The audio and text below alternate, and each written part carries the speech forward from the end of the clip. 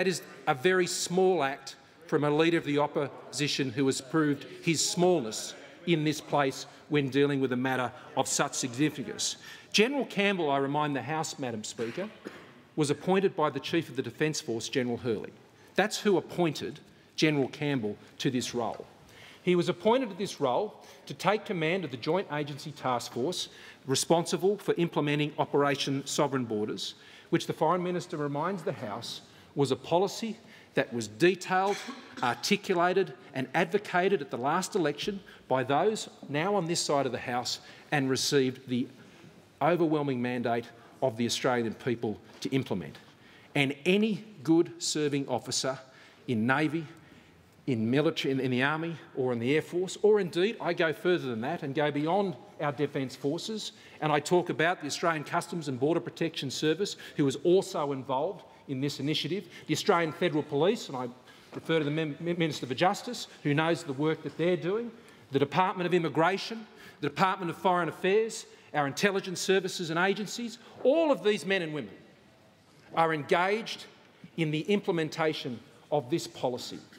And General Campbell was selected because of his experience, because of his credibility, because of his integrity, because of his sincerity, because of his ability, and these are things, Madam Speaker, I have had the privilege to observe on a daily basis. He is one of the finest, if not one of the finest men I have ever met and certainly have ever worked with. And the fact that he was subjected to that from Senator Conroy last night, and in a rare sign from someone like General Campbell, to go to the point who would rarely admit an offence, he took the occasion to actually say that he did take offence.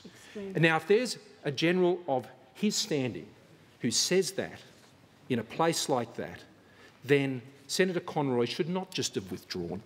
Everyone in this place knows that a withdrawal is not an apology. He should have apologised, and he has not apologised. And for that act, the member for Denison is right. The member for Denison is right. The opposition defence person, he should be admonished by this House. He should be admonished. He should have been admonished by the Leader of the Opposition.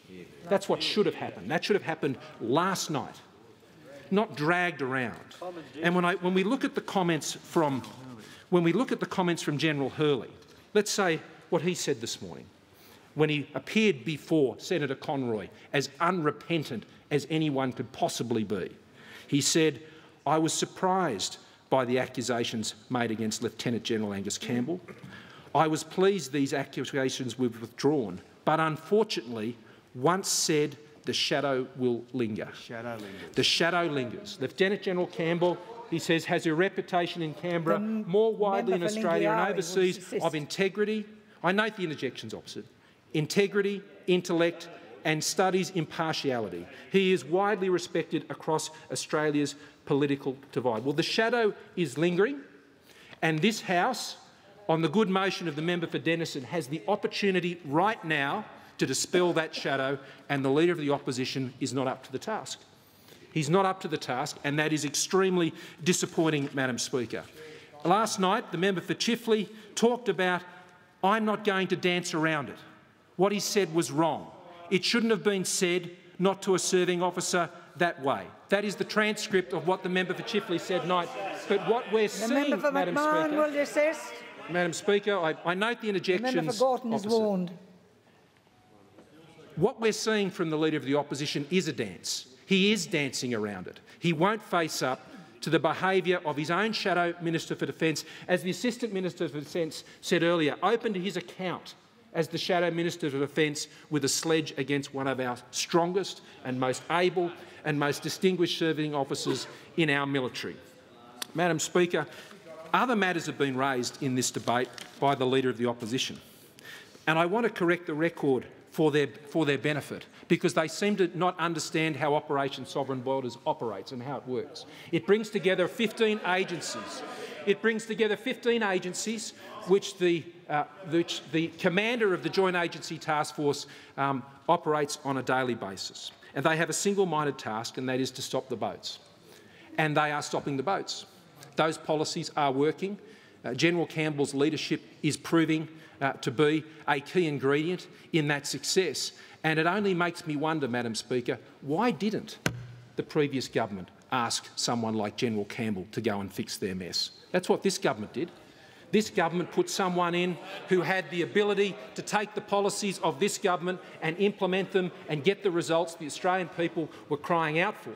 Because after almost 1,200 deaths, it demanded the sort of action and the sort of leadership for the policies and their implementation that General Campbell is putting in place. But I note particularly, Madam Speaker, that the opposition takes issue with the policy regarding information and the handling of sensitive information in relation to Operation Sovereign Borders. And I said before the last election that we would leave that matter of how information on matters of operations was to be addressed in the public domain to the commander of the JADF.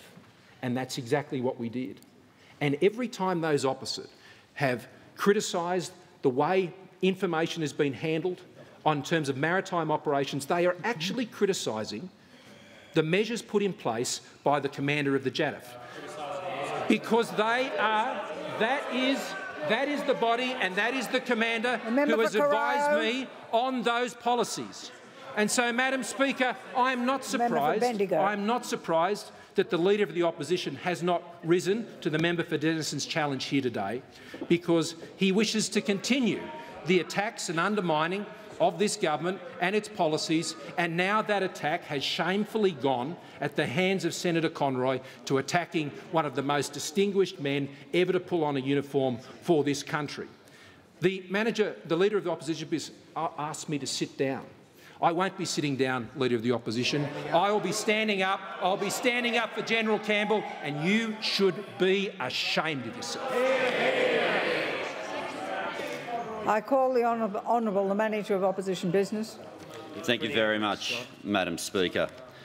I move that all words after that be deleted and replaced with the following words: that this House expresses its full support for the men and women of Australia's Defence Forces. This House resolves that political debates should accept our armed forces dutifully follow the instructions of the government of the day. I call the Leader of the House. Madam Speaker, as you would probably be aware, the motion moved by the member for Jenson bears no resemblance whatsoever to the motion, the amendment being suggested by the Manager of Opposition Business. It's an entirely different story, an entirely different matter, in which case the amendment is therefore out of order and cannot be accepted by the Chair. If the Manager of Opposition wants to move a different motion at another time, we'd be more than happy to consider it, but this is a motion about the actions of Senator Conroy. It's not a motion about the entire military defence forces. Madam Speaker, to the point of order. To your had to say? To the point of order that was raised. Right. I'll listen to your submission. On many occasions, amendments have been moved to resolutions once leave has been granted. In the scale of what has been considered. I'm listening to the Manager of Opposition Business. He has the call. Thank you, Madam Speaker. There have been many occasions where amendments have been moved and accepted, and much precedent for amendments which look at the issues contained within the resolution in a different way. It is in no way a direct negative. It deals directly with respect for our armed forces, and it is well within the precedents of this House. I'm looking at the terms of the motion as it was moved, and I'm looking at the amendment, and there is a requirement that the amendment be relevant to the substance of the motion. There is no relevance of the amendment to the substance of the motion, and I move the amendment out of order. I call. The question is that the motion be put. All those in favour? To the contrary? No. I think the ayes have it. The ayes have it. I declare the motion carried.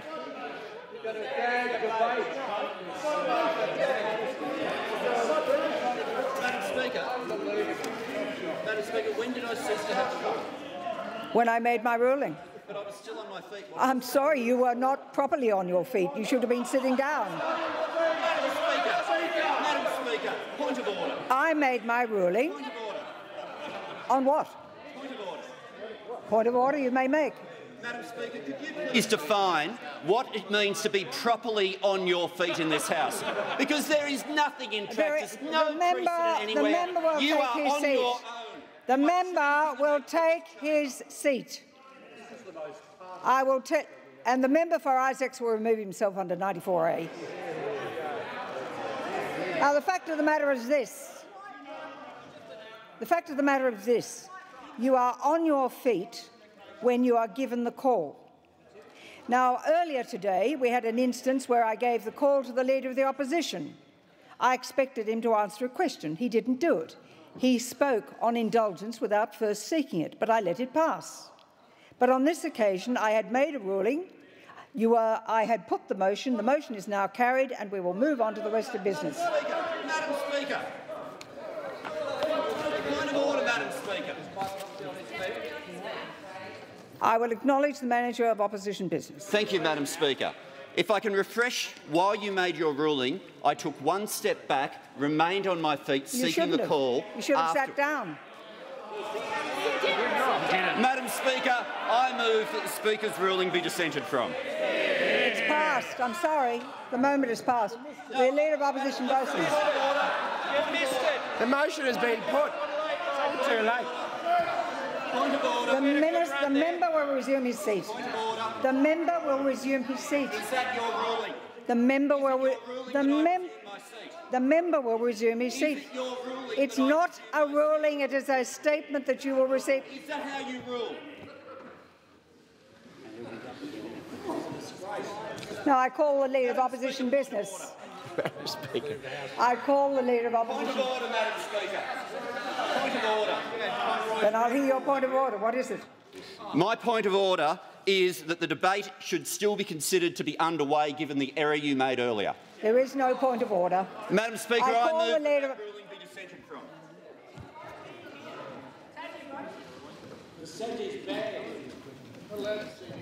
Madam Speaker. This is getting a little tedious. Well, I'm allowed to move to dissent. I'm allowed to move to I will make a statement that there was no ruling. I simply said there is no point of order, and I call the Prime Minister.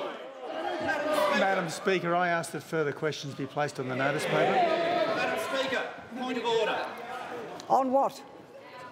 Point of order. I To ask what? that the debate be recommitted to the Parliament. That's not a point of order. It's a point of order. If you wish to move that way, you better do so. If you're ruling that it's not a point of order, then make that ruling. There is no point of order. Madam Speaker, no Speaker in the history of this call the Parliament Leader has of behaved the way you are behaving now. The Manager of Opposition Business is reflecting on the chair and will move himself under 94A. I call the Leader of the House. Thank you, Madam Speaker. Madam Speaker, documents are tabled in accordance with the list circulated to honourable members earlier today. Full details of the documents be recorded in the votes and proceedings and hands. Well, what an abrupt and somewhat unusual end to an extraordinary debate there in the House of Representatives. We did just at the end of that hear on the microphones the Leader of the Opposition saying to Tony Burke, "Burkie, you can go," which I think was his instruction that that debate, which was about to take off again, Tony Burke threatening to move a motion of dissent in the Speaker's rulings. He was ready to launch into that, but basically his leader called him off, and that's why we came to an end on that. But what preceded it, of course, was the carrying or the passage of a motion moved by Andrew Wilkie, the Tasmanian Independent, who was himself a military officer in a former life, and he did disclose there that he was a classmate of Angus Campbell. Angus Campbell, of course, the Operation Sovereign Borders commander, who was lined up by Stephen Conroy, the opposition's defence spokesman, at a Senate estimates hearing yesterday, where Stephen Conroy said, "You have engaged in a political cover-up." Now, that motion, off it went, with Julie Bishop saying things like, "You've unleashed the dog of war, put him back on the leash," the dog being, of course, a reference to Stephen Conroy, and Bill Shorten accusing the government of a grubby culture of secrecy and kindergarten flag waving with faux patriotism. So Richard Davies, probably, arguably, the most spirited session of Parliament so far in 2014, and ending, as I said earlier, in a fairly unusual manner, with the Speaker basically calling it to an end before Labor could even go through the motions of holding a vote. As you say, it's certainly been a while since we've seen scenes like that.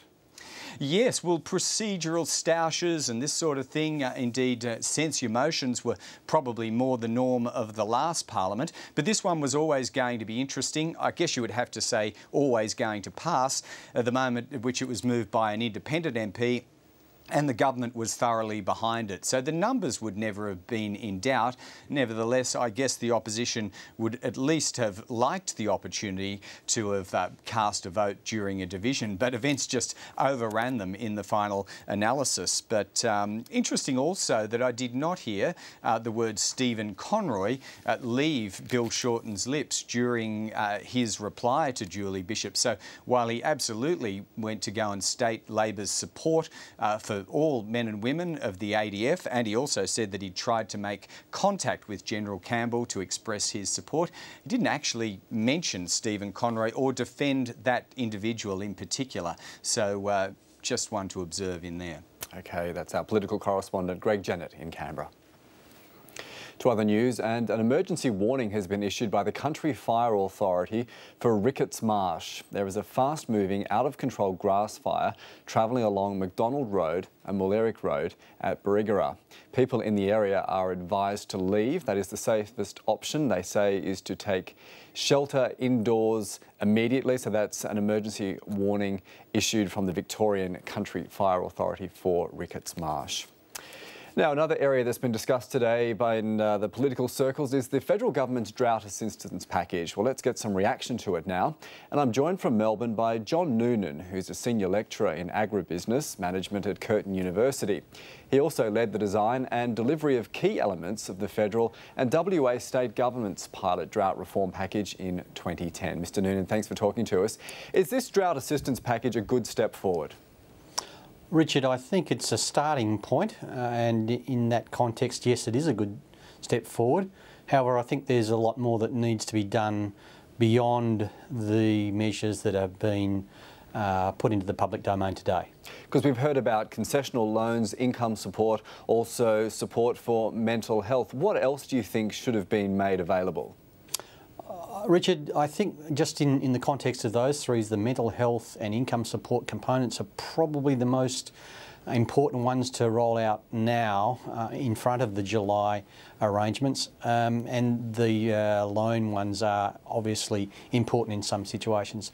Beyond that, I think the critical issues that have been identified in the competitiveness and structural arrangements that's in a green paper process at the moment is that there is a need for resilience and flexibility in Australian primary production, and that really reflects back into the way the businesses are being run. And so from that, I suspect that we really do need to look hard at the skilling and capacity and the management of farm businesses, and that's a really important component of the system.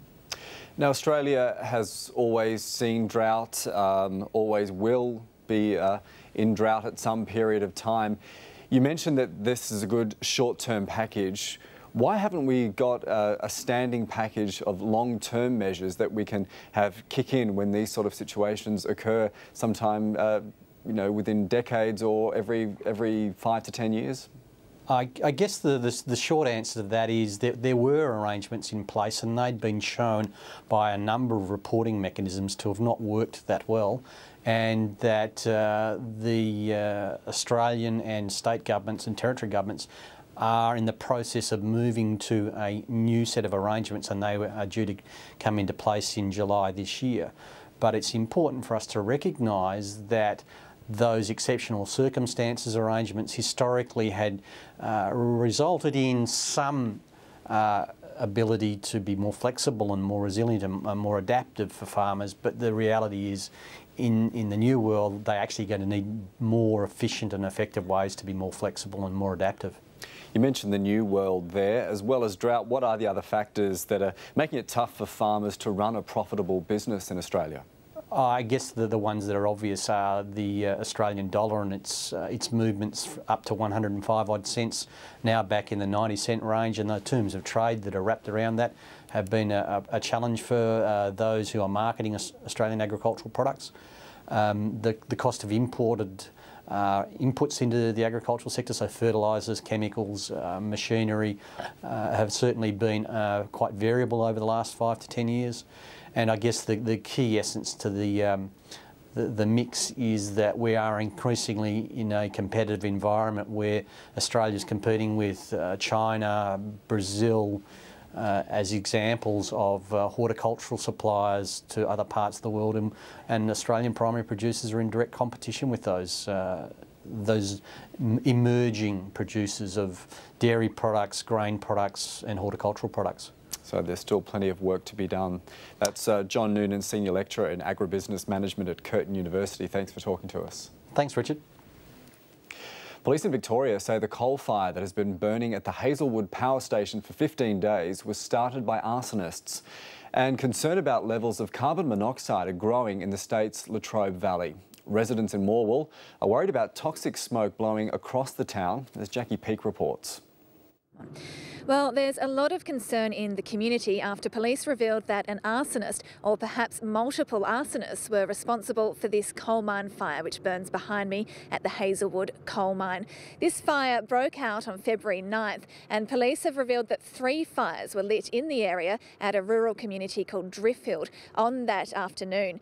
Earlier in the morning, they say what they term a test fire was lit nearby in the Hazelwood area, and on January 28th, they say an earlier test fire was lit by these arsonists who they believe are local, and police have been interviewing people who are known arsonists in this area. Now, ambulance paramedics have also been advised that if they're pregnant or wishing to get pregnant, not to work on the staging ground at this coal mine fire because of fears about their safety. Police Chief Commissioner Ken Lay has said this morning that police have also been advised of this same warning. I take the advice that's given by these people, by the experts. They put out the warnings, certainly I believe as best they can. It is a really difficult situation, and clearly there are tensions growing in the community, and I suspect will grow in the community until this fire is put out. Now, this fire escaped the coal mine yesterday, burning through grass towards the power station. It got within about 400 metres before it was brought under control. Smoke is still posing a huge problem for the community of Morwell and surrounding communities in the Latrobe Valley. Council has been out door knocking today, making sure that residents are okay, and residents with any serious health concerns are being told to either leave the area or go to some of the relief centres that have been set up. That's Jackie Peake reporting.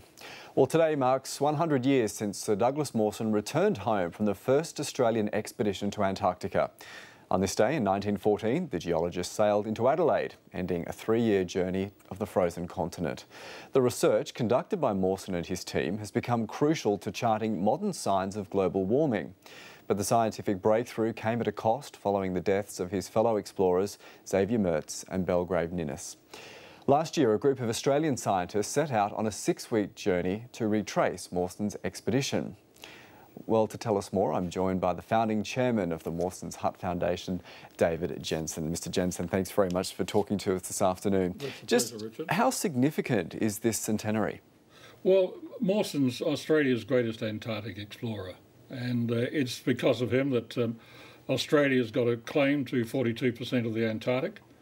And his legacy also includes the Australian Antarctic Division, which operates 3 scientific research and scientific bases on the continent and 1 on Macquarie Island. So his legacy is immense. Because many of the findings and the information that he came across in that expedition is still being used today. Very much so. He published, or his team published, 42 research papers, the last of which I think wasn't published until the 1940s, but they're still used today by scientists and researchers. And his was the first, Mawson's expedition was the first truly scientific expedition to the Antarctic by any nation. And how is that reflected in expeditions now?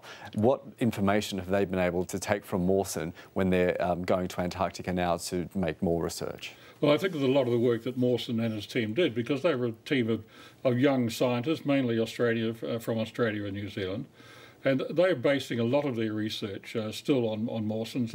Mawson had this belief that very early on that Australia's climate was driven by the Antarctic, and he was right. And that was the main reason for him venturing south and taking a team of scientists. There's also a lot of work being done to preserve the huts at Cape Denison, of course, very important history there. What's being done there? Well, I started the foundation in 1997, and at that time, unfortunately, the Australian government wasn't particularly interested in conserving the huts, but that's certainly not the case now, and there's tremendous support for the foundation's work. We've saved the huts from immediate implosion back in 1997-98, but the huts now are as solid as they were when Mawson departed in December 13, and we've just built a full-scale replica of the huts on the Hobart waterfront, which operate as a museum, generating revenue for the ongoing conservation of the huts at Cape Denison itself, and that's going very well. And what changes are we seeing in Antarctica now? There's a lot of talk about global warming and different things like that, and there's expeditions to Antarctica to do more research. Just what differences are we seeing from there? Well, I'm not a scientist, and from our point of view, you know, they talk about global warming, but we're having difficulty getting in, and it's probably because of global warming, because there's a large iceberg which broke off from the Ross Sea ice shelf about 4 years ago. And that's approximately the size of the ACT. Well, that's blocking the entrance to the Commonwealth Bay, and it's stopping cruise ships getting in. But we did manage to get a team of 2 people in this year, and they did some vital work and gathered some vital information inside the hut, where we've got monitors measuring temperature, humidity, and movement. Is there anything being done today to mark Mawson's centenary? I believe that there's an event in Adelaide. He came into the port of Adelaide on this day, 100 years ago. A significant day in Australian or in Antarctic history generally. And there's an event also that the Australian Antarctic Division are holding in the Tasmanian Museum and Art Gallery in Hobart. And those are the only 2 events I know. And Australia Post has issued a lovely set of stamps in the Mawson series. Certainly a great achievement. And we've got our hut in Hobart contributing to it. Definitely. OK, David Jenson, Chairman of Mawson's Huts Foundation, thanks very much for talking to us. That's a pleasure, Richard. Well, the Australian Electoral Commission has revealed almost 2,000 people have admitted they voted more than once at last year's federal election. The Commission has investigated almost 19,000 cases of multiple voting. Most were caused by clerical errors. One voter even admitted casting 15 ballots on election day. The ABC's election analyst, Antony, says it's a minor issue at every election, but it's not good enough, he says, for the Electoral Authority. If this was a business, you wouldn't worry about it because the incidence is so low. But of course, it's an election, so you want the incidence to be close to zero and as close to zero as possible. The vast majority of multiple votes are either clerical errors or confused elderly. But any tightening up of rules of this sort, you might knock out this tiny number of multiple votes, but you're actually going to knock out more people from voting who should be allowed to vote. A former resident of a state-run girls' home has told the Royal Commission into Child Sexual Abuse she endured rape and abuse from her first week at the home in New South Wales. Faye Hillary was sent to the Parramatta Girls Training School in 1958 at the age of 16. Lucy Carter reports from the hearing. It's only the first day into this case study looking at the Parramatta and Hay Girls Institutes, but already the stories we've been hearing are graphic and violent beyond measure. We've heard so far from one witness, Faye Hillary, who says that she was repeatedly and violently raped by the superintendent at the time, whose name was Donald Crawford. He is now deceased, but is one of 10 people that have been identified so far as perpetrators, 9 men and 1 woman. Another 15 women are due to give evidence over the next 3 days here at this inquiry, and it's understood that the inquiry will be looking at things like statute of limitation laws to see whether compensation can become an option for these women. There's also the possibility that of the 3 perpetrators that are still alive, charges could be laid. Lucy Carter reporting. You're watching Afternoon Live. When we come back, we'll speak to the Australian Farm Institute about the government's drought assistance scheme. Stay with us.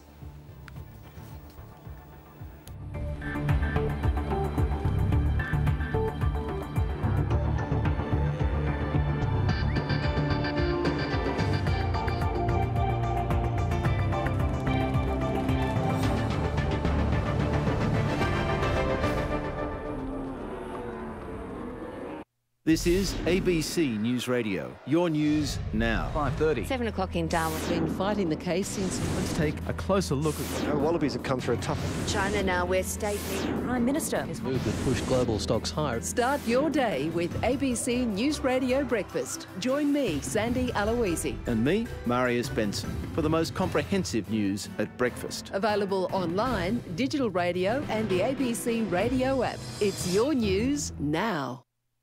Sometimes the news is hard to digest. It's complicated, it's hard to explain, peppered with acronyms, a bit hard to read. Where are we supposed to get our information from? So glad you asked. Let's take a step back. The important thing is that people get educated into real politics. You need communicators to do that, joining the dots and to actually inject that into the public debate. There are lessons to be learned from this. A feast for us to discuss here at The Drum. The Drum, weeknights on ABC News 24. And the show goes on. And the show always goes on. Blood on Bangkok's streets again. This is the site where the latest violence erupted. Police cars like this one are now the trophies of protesters. They've vowed to fight on and complete what they came here to do, to bring down the government. Every year across Africa, it's believed as many as 30,000 elephants are killed for their tusks. Right across sub-Saharan Africa, elephants are still at risk of poaching, and that will continue to be the case until the market is destroyed.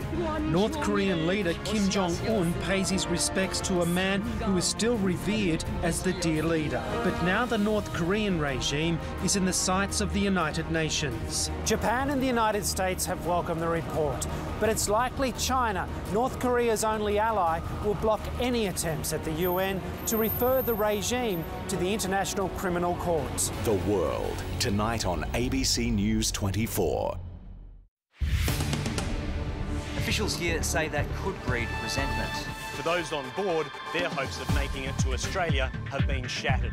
But it appears some of the ailing mines are still attractive to buyers. It's services like these being put under strain as Brisbane continues to grow.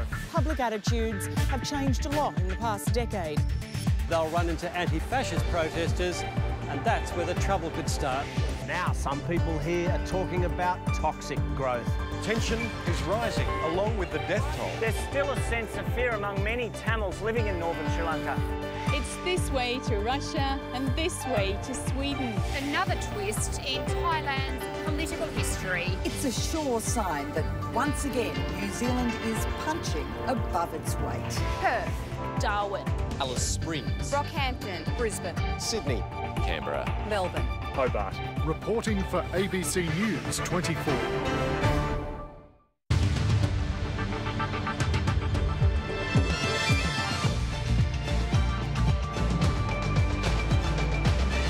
Mixed reactions to the government's drought assistance scheme.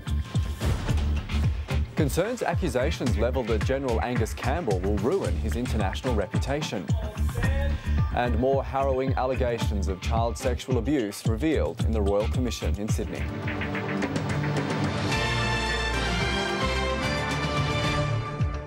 This is Afternoon Live. Hello, I'm Richard Davies. The Prime Minister, Tony Abbott, has announced a $320 million package for drought-stricken farmers.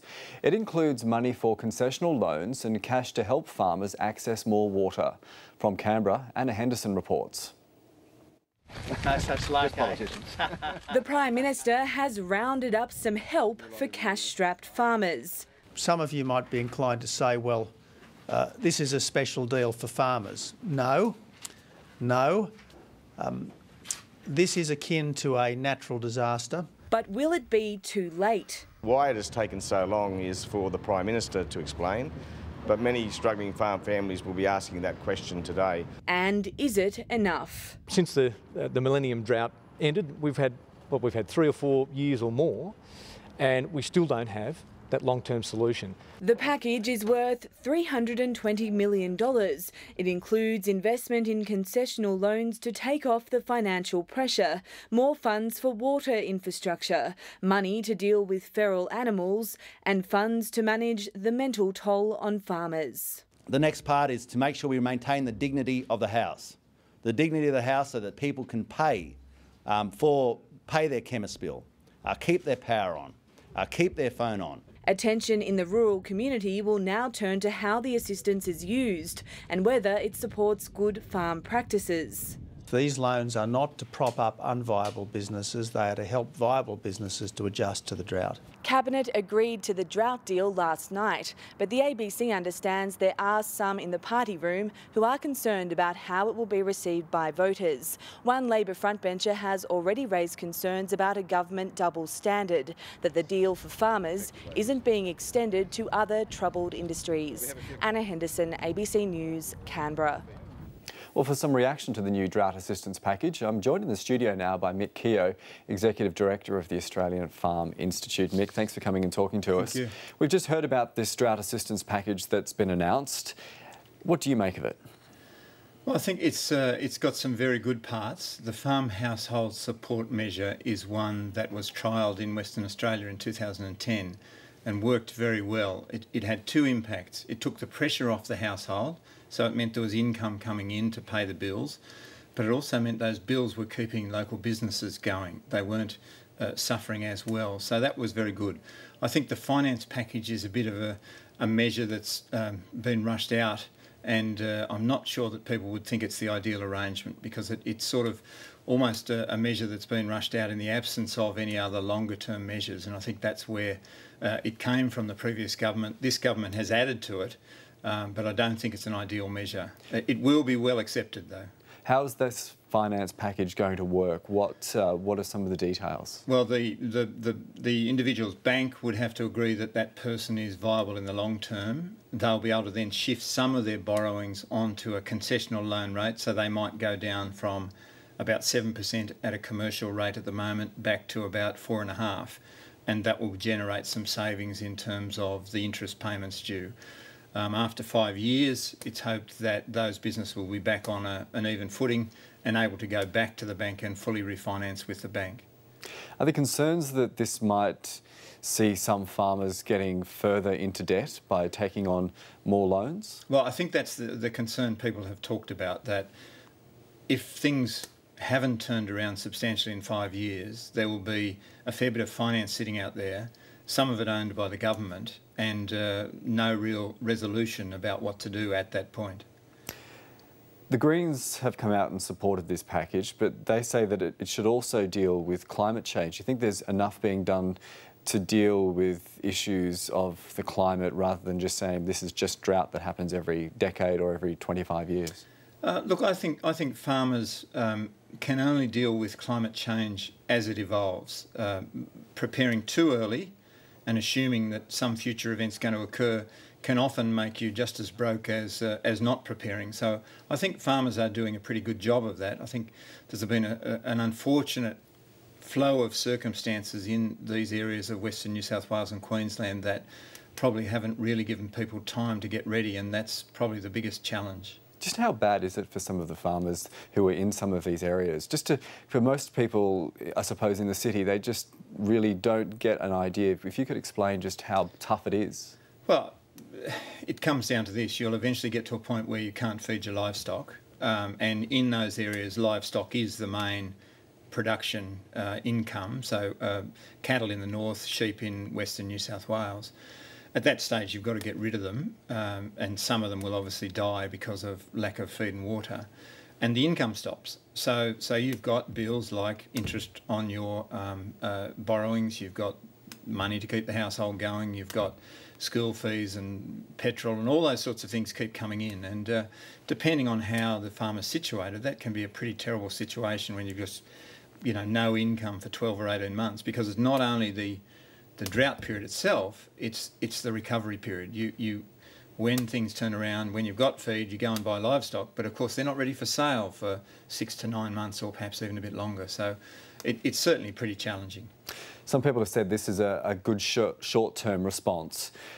What sort of longer-term response would you like to see in the coming months or years? Well, I think, as I said, the household support measure is very good. It really only brings the equivalent welfare support that's available to anyone living in Sydney or Melbourne to a farm household. So I think that's a good measure.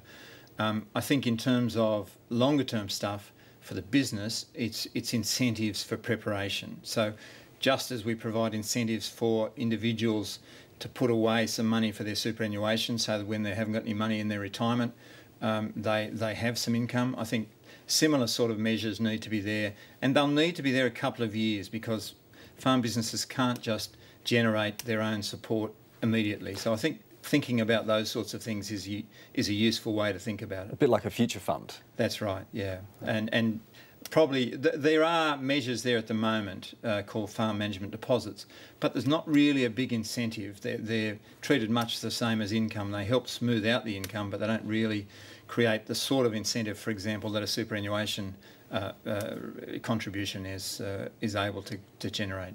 Okay, Mick Keogh from the Australian Farm Institute, thanks for talking to us. Thanks very much. Well, the MP Bob Katter says the government's drought assistance package simply doesn't go far enough. They've given us nothing. They have loaned us some money which we have to repay. Now, unless you take over the existing loans, people are not going to go further into debt. They don't seem to understand that you have to put a reconstruction board in to take over their existing debt, upon which they're paying maybe 6, 7, 8%, and give it out to them at 2%, which costs the government absolutely nothing, because the government can borrow at 3. The government borrows at 3, puts it out there at 2. When they come good, and they're not going to take people on unless they're people that will come good, they go to commercial interest and the money's paid back. So we have never asked for any handouts in this whole operation. We have simply asked for a fair go. And a fair go means if you can borrow the money at 3%, you give it to us at 2% with a deferred interest rate of 1%. Now, if I want to be political, the ALP, supposedly the hater of farmers, gave $420 million. This mob have given $320 million. So if you think the ALP is bad, this mob are worse, if this is a measure. Now, we remain optimistic that we've made some ground forward today. We thank the government, but is this going to solve the problem or even address the problem? No, it is not. Member for Kennedy Bob Katter there. Labor's Defence spokesman Stephen Conroy has been admonished by federal parliament after he accused the military head of Operation Sovereign Borders of being part of a political cover-up. The motion was moved by independent MP and former Army officer Andrew Wilkie after the Prime Minister and senior ministers launched an all-out attack on Senator Conroy. Well, for more on this, we're joined by our political reporter Andrew Green, who is actually in Canberra. Andrew, the government used question time. It was a pretty rowdy question time to demand Senator Conroy apologise or be sacked.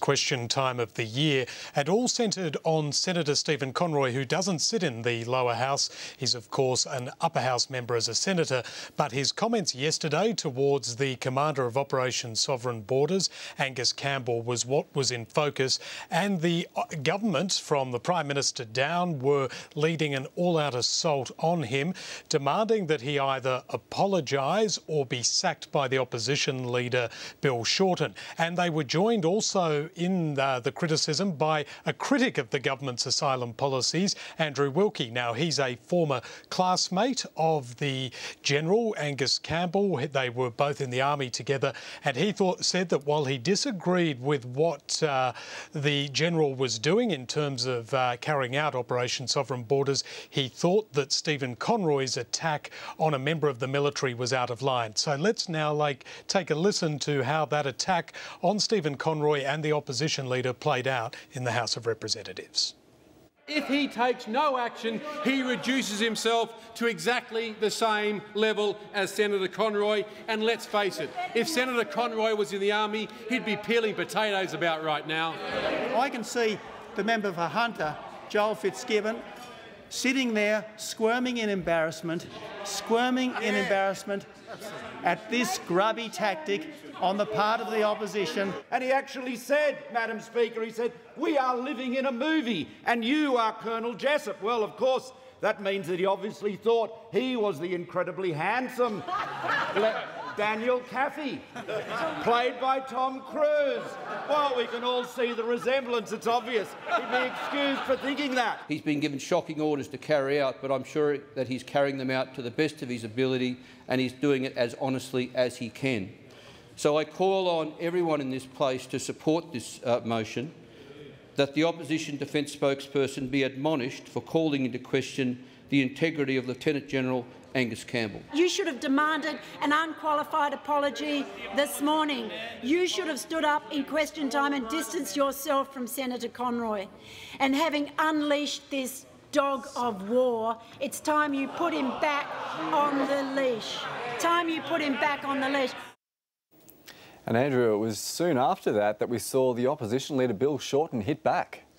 Yes, and incidentally, the motion moved by Andrew Wilkie was passed without really any interjection from Labor. The Speaker declared that the motion had passed and the Federal Parliament had admonished Stephen Conroy, but it was left to Bill Shorten to respond to this motion that was supported by the government, and it wasn't so much a spirited defence of his defence spokesman that Bill Shorten gave, but more of an attack on the government's tactics and what he sees is a government hiding behind a military commander to carry out its asylum policy. Let's take a listen to Bill Shorten. Every Australian Labor Party member loves this country as much as you do. Every Australian Labor Party member of Parliament supports our military. Every Australian Labor Party member will never give up in holding you to account.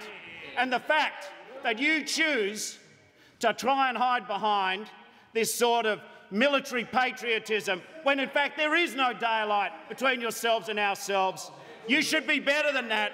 Stick to your day job of trying to run your ministries and stop trying to smear and politicise the Australian military. We're onto your trick and the Australian people are too.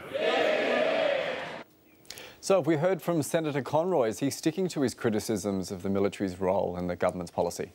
He certainly is, Richard. Yesterday we saw him withdraw the accusation that he made towards General Campbell, but he's certainly not shying away from the sentiments, and that is that he believes that the government is using the military to hide behind its policy to have a veil of secrecy over what it's doing with Operation Sovereign Borders. Now, while this debate has been carrying on in the House of Representatives, Senator Conroy has been participating in a Senate estimates hearing just on the other side of the building, and Senator Conroy is sticking to his guns as he's cross-examining or questioning members of the military who are appearing before the committee. Let's take another listen. I don't agree, and a majority of Australians don't agree, that Australians can't be told what's going on because we might, offend Indonesia.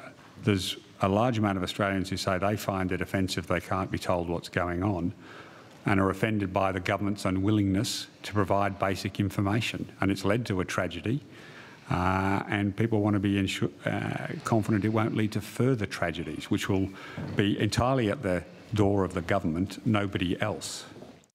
Now, earlier today, Senator Conroy came in for some more criticism from the military. The head of the Defence Force was appearing before an estimates committee, and he also made the point that he was offended at what Senator Conroy had said yesterday. Privately, some of Senator Conroy's colleagues are also questioning his judgment. They say he's gone too far, although some others say that they can share his frustrations at not being able to get answers from the government. Richard? OK, that's our political reporter Andrew Green in Canberra.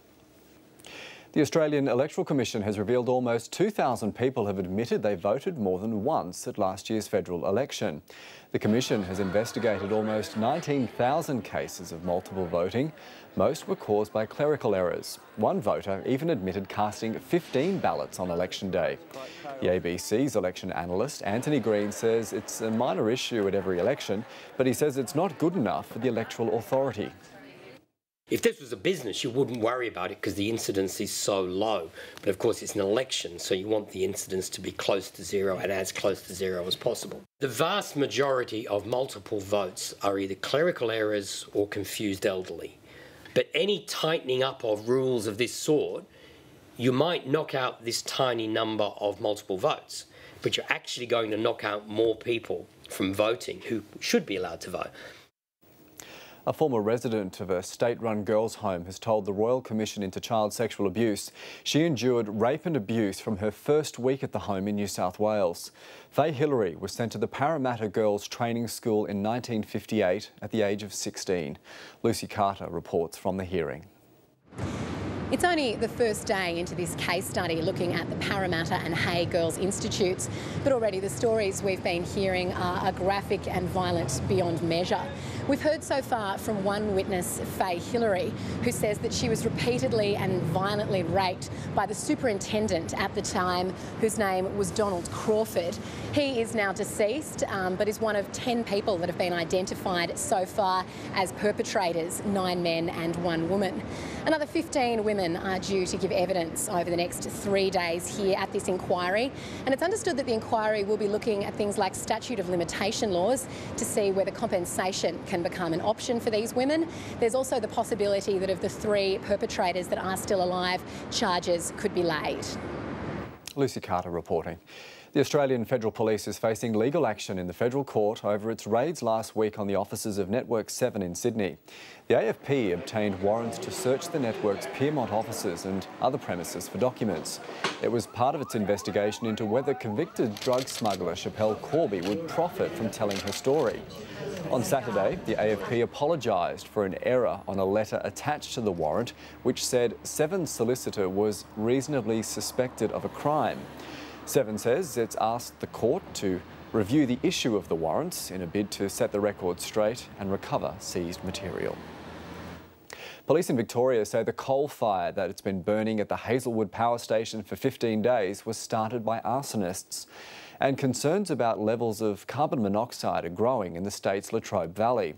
Residents in Morwell are worried about toxic smoke blowing across the town, as Jackie Peake reports. Well, there's a lot of concern in the community after police revealed that an arsonist, or perhaps multiple arsonists, were responsible for this coal mine fire which burns behind me at the Hazelwood coal mine. This fire broke out on February 9th, and police have revealed that 3 fires were lit in the area at a rural community called Driffield on that afternoon. Earlier in the morning, they say what they term a test fire was lit nearby in the Hazelwood area, and on January 28th, they say an earlier test fire was lit by these arsonists who they believe are local, and police have been interviewing people who are known arsonists in this area. Now, ambulance paramedics have also been advised that if they're pregnant or wishing to get pregnant, not to work on the staging ground at this coal mine fire because of fears about their safety. Police Chief Commissioner Ken Lay has said this morning that police have also been advised of this same warning. I take the advice that's given by these people, by the experts. They put out the warnings, certainly I believe as best they can. It is a really difficult situation, and clearly there are tensions growing in the community, and I suspect will grow in the community until this fire is put out. Now, this fire escaped the coal mine yesterday, burning through grass towards the power station. It got within about 400 metres before it was brought under control. Smoke is still posing a huge problem for the community of Morwell and surrounding communities in the Latrobe Valley. Council has been out door knocking today, making sure that residents are okay, and residents with any serious health concerns are being told to either leave the area or go to some of the relief centres that have been set up. And an emergency warning has been issued by Victoria's Country Fire Authority for Ricketts Marsh. There's a fast-moving, out-of-control grass fire travelling along McDonald Road and Muliric Road in Bigagurra. People in the area are advised that it is too late to leave. The safest option is to take shelter indoors immediately. The manager of three-time Olympic champion Grant Hackett says the swimmer has flown to the US for treatment for a drug dependency. Chris White issued a statement saying the gold medalist has become addicted to the sleeping pill Stilnox. But Hackett has told American media he's in the country on a retreat and not for rehabilitation.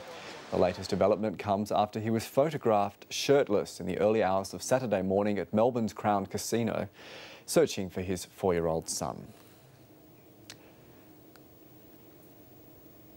The trial of the Paralympic athlete Oscar Pistorius for the murder of his girlfriend is to be partly televised when it begins next week. A judge in Johannesburg ruled that lawyers' statements and some prosecution evidence can be broadcast live, but evidence from Mr Pistorius himself won't be shown.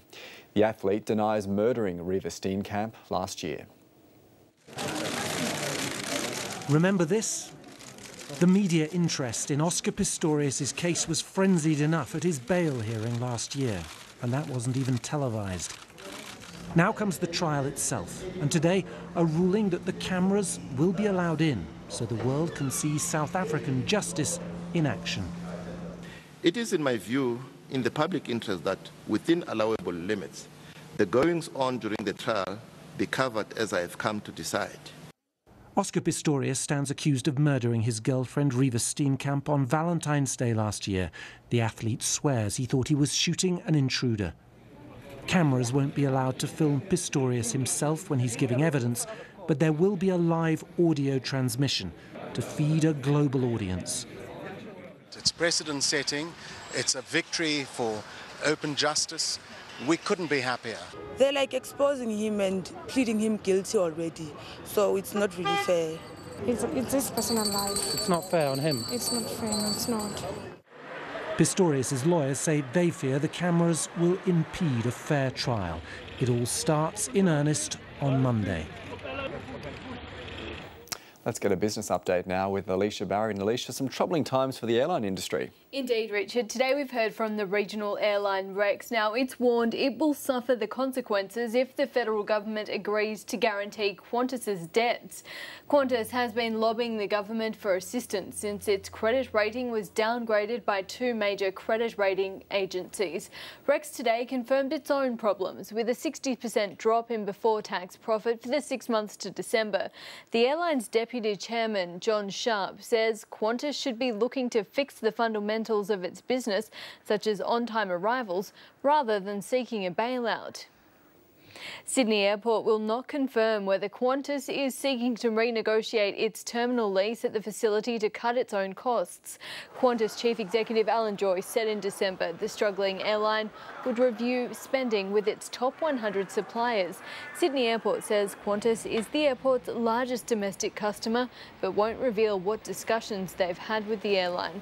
Sydney Airport has today reported a 75% fall in net profit for 2013 to $42 million, despite revenue growth of 7%. 2 company results elsewhere, and Westfield Group has reported a 7% slide in full-year profit. The company made $1.6 billion for the 2013 calendar year. Meanwhile, its Westfield Retail Trust, which owns a 50% stake in the group's Australian shopping centres, made $777 million, down around 6.5%.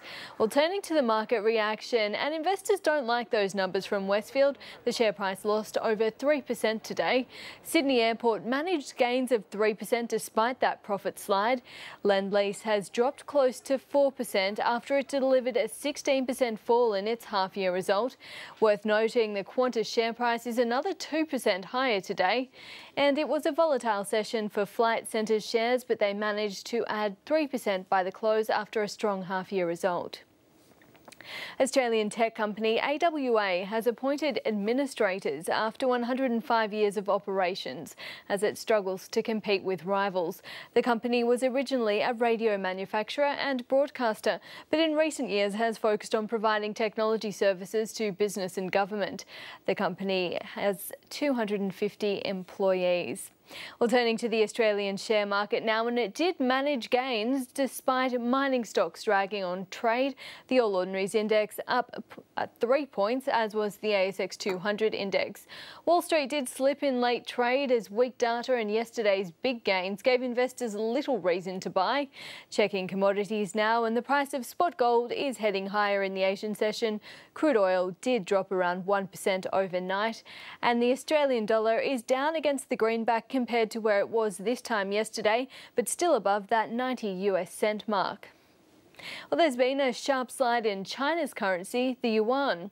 China's currency trades in a 1% band, and investors and traders will likely be continuing to watch it very closely to see if it moves beyond 6.1 yuan to the US dollar. Robert Rennie is the global head of foreign exchange strategy at Westpac. He says there are three main factors driving volatility in the yuan. One is the idea that the Chinese authorities are trying to push markets towards, market forces, and that obviously increases instability. Secondly, you made the point there that we've seen a significant run in the yuan, both onshore and offshore. That potentially has increased the use of leveraged derivative products, and that may be a factor that is driving the volatility. I think the third factor is potentially around the fact that we may be getting closer to the point where we see further structural change in markets. Currency analyst Robert Rennie speaking there. And Richard, that's all from the markets for now, but I'll be back a little later on. All right, see you then. Thanks, Alicia.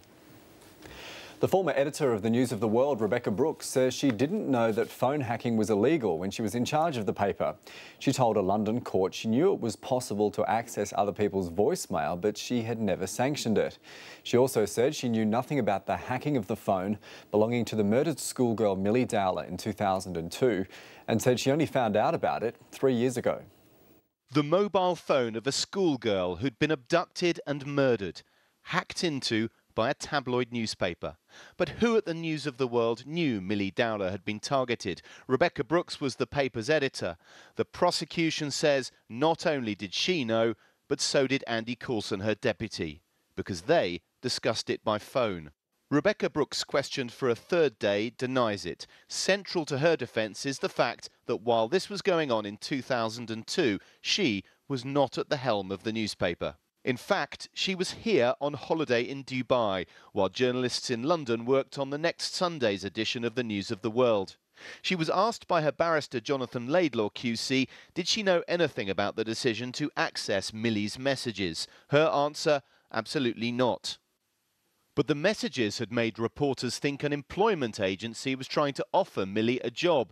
It was just a mistake. They thought it might be a hoax call. So the paper published this article, including a transcript of the message. By the time the second edition was printed, the transcript had been removed. She told the court she found out about the Millie Dowler hacking in 2011. Her reaction was, in her own words, shock horror. This week, Rebecca Brooks is being questioned by her own barrister, but then it will be the turn of the prosecution to interrogate her. She continues to deny all the charges against her. OK, now we're going to get the latest on what's happening with the weather with our weather expert Graham Creed. We've got some severe thunderstorms at the moment. Now, warnings are current for many parts of New South Wales, down around that southeastern corner. So it's the southern coast, also the southern tablelands, the ACT, the southwest and central west slopes and plains, also parts of the lower west and the Riverina. Now, there is a potential that some of these thunderstorms could trigger heavy rainfall and that could see localised flash flooding, also damaging winds and the potential of large hail. And that warning also extends down into Victoria, about the northeastern district and also the far eastern parts of Gippsland. Now, they're all in association with a trough that also extends up into Queensland and through into the Northern Territory, and that trough in the Northern Territory is going to see some further widespread moderate heavy falls over the coming days, although there is a little bit of variation in the forecast models as to how much rain will fall through Queensland and also New South Wales as this trough slowly starts to head a little bit further north. Now, that trough will still be a feature as we're moving towards the end of the week. Still the potential of some locally moderate heavy falls through parts of New South Wales and Queensland, but they are more likely through the Northern Territory. Although we're not looking at much in the way of rainfall about the far northern parts, it's really around the central districts that we're likely to see the heavier falls, and northern parts of the Alice Springs district. Also showers and thunderstorms again through many parts of New South Wales, potential of those through Sydney. We've got dry conditions through Brisbane and clearing conditions across the southeast.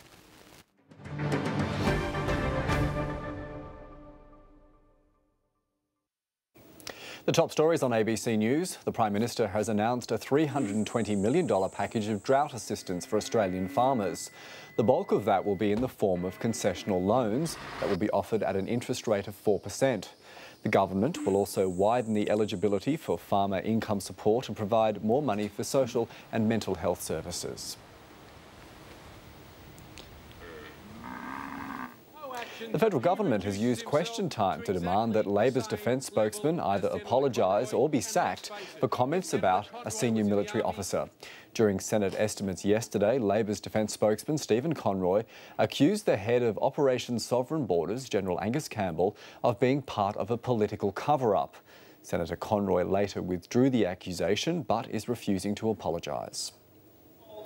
The Royal Commission into Child Sexual Abuse has heard disturbing allegations that girls as young as 10 were raped and drugged at 2 state-run girls' homes in New South Wales. The Parramatta Girls Training School and the Hay Institution for Girls were closed in 1974 after widespread protests. And police have been called in to investigate some of the most serious cases of multiple voting in last year's federal election.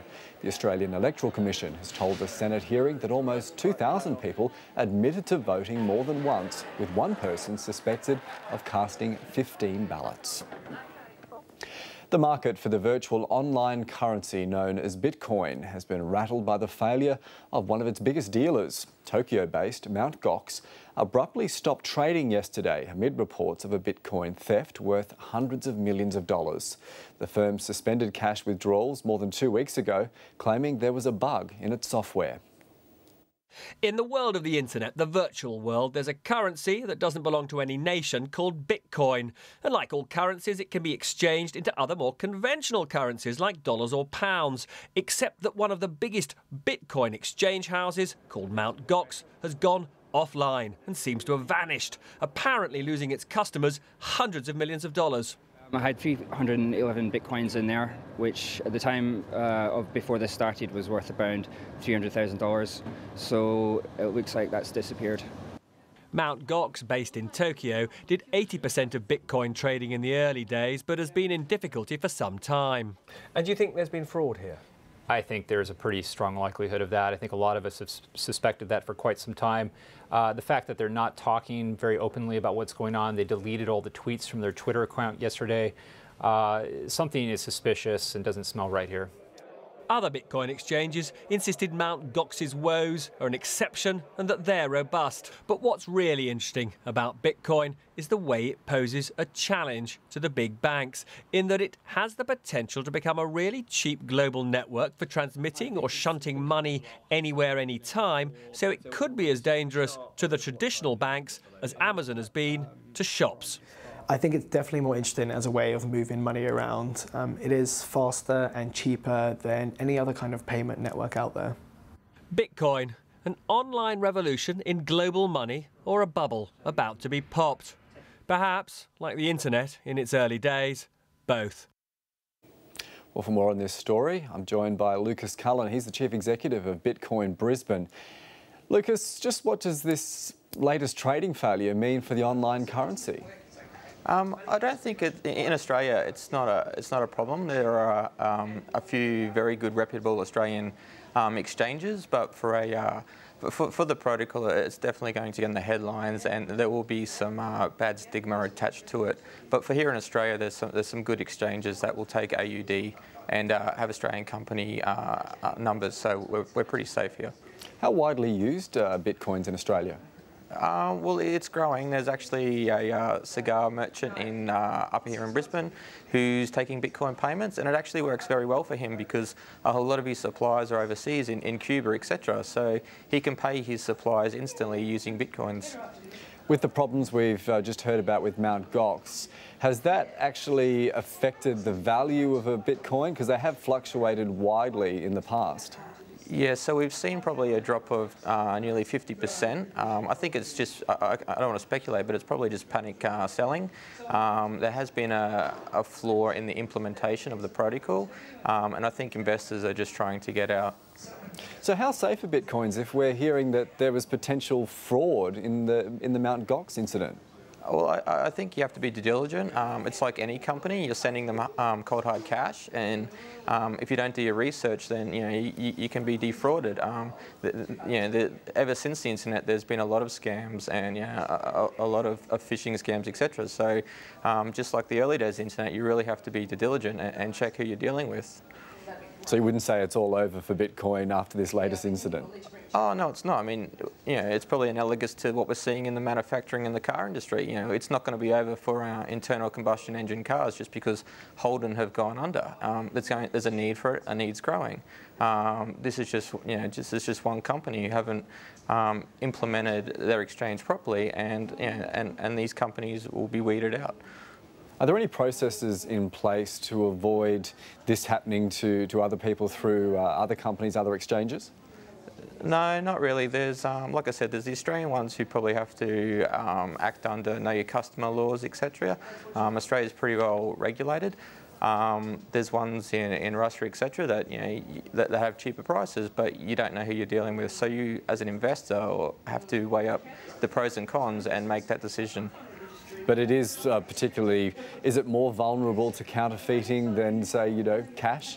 Oh, well, by the nature of it, it is, because you're dealing with unknown, untrusted parties over the internet where it's not very policed. It's probably like the early 90s when the internet was gaining pace. It was a bit of a Wild West, and we're seeing that now. So you have to do your homework and check who you're investing with and start small and gain that trust.